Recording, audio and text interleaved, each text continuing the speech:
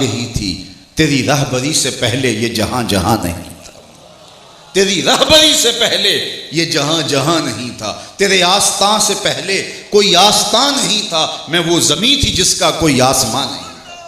تو زندگی کا سارا نور اور زندگی کا سارا جمال اس چوکھٹ سے ملا۔ میں آپ سے پوچھتا ہوں، جس نبی نے زندگی کا حقیقی نور ہمیں دیا، کیا ایک دن کے محفل میلاد سے حق ادا ہو جائے گا؟ آئیے اپنی ساری زندگی حضور کے نام لگانے کا عہد کیجئے۔ یہ میلاد کا لفظ تو عربی زبان کا ہے، اس کو اردو زبان میں تو یوم پیدائش کہتے ہیں، اور انگلش میں برتھ ڈے کہا جاتا ہے۔ کسی کی برتھ ڈے پہ جانے کا کبھی اتفاق ہوا ہو؟ پہلی بات تو یہ ہے کہ کسی کی برتھ ڈے پہ اگر آپ جاتے ہیں تو یوں ہی تو نہیں چلے جاتے جب تک وہ بلائے نہ۔ تو کیا آج حضور کے میلاد پہ بن بلائے آگے؟ کسی نے بلایا ہے تو آئے ہو نا۔ اور دوسری بات، جب کسی کی برتھ ڈے پہ جاتے ہو کبھی خالی ہاتھ گئے ہو؟ کہتے یار اس نے بلایا ہے تو پھر کوئی تحفہ بھی تو لے کے جانا چاہیے، اور تحفہ بھی اس کے مزاج کے مطابق لے کے جاتے ہو۔ بچہ ہے تو کھلونے لے جاتے ہو، بوڑھا ہے تو پھول لے جاتے ہو، کوئی پڑھا لکھا پروفیسر ہے، ڈاکٹر ہے تو کتابیں لے جاتے ہو۔ کبھی ایسا ہوا ہے کہ کسی بوڑھے کی سالگرہ پہ گئے ہو اور اس کی برتھ ڈے پہ آپ کھلونے لے گئے ہو؟ کبھی ایسا ہوا؟ آپ کبھی ایسا نہیں کرتے۔ آپ دیکھتے ہیں کہ جس کی برتھ ڈے پہ جا رہا ہوں اس کا مزاج کیا ہے۔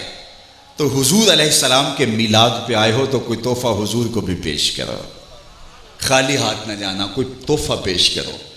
تحفہ بھی وہ پیش کرو جس سے حضور خوش ہوں۔ یہ درہم و دینار میرے حضور کو نہیں چاہیے۔ تو حضور کیسے خوش ہوں گے؟ حضور سے پوچھ لیجئے۔ تو وہ فرماتے ہیں وَجُعِلَتْ قُرَّةُ عَيْنِي فِي الصَّلَاةِ، نماز میری آنکھوں کی ٹھنڈک ہے۔ تو کیا آج کے اس میلاد کے اجتماع میں آپ عہد کر کے جاتے ہیں کہ آج کے بعد نماز نہیں چھوڑیں گے؟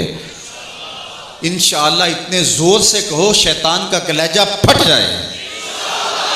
تو اس زور کے ساتھ، اس عزم کے ساتھ یہاں سے رخصت ہونا کہ بقیہ زندگی کے جو ایام ہمیں نصیب ہیں ان ایام کے اندر ہم حضور علیہ السلام کی آنکھوں کی ٹھنڈک نماز کو اپنے اوپر لازم کر لیں گے، اور ان کا دیا ہوا نظام حیات سب سے پہلے اپنے اوپر نافذ کریں گے۔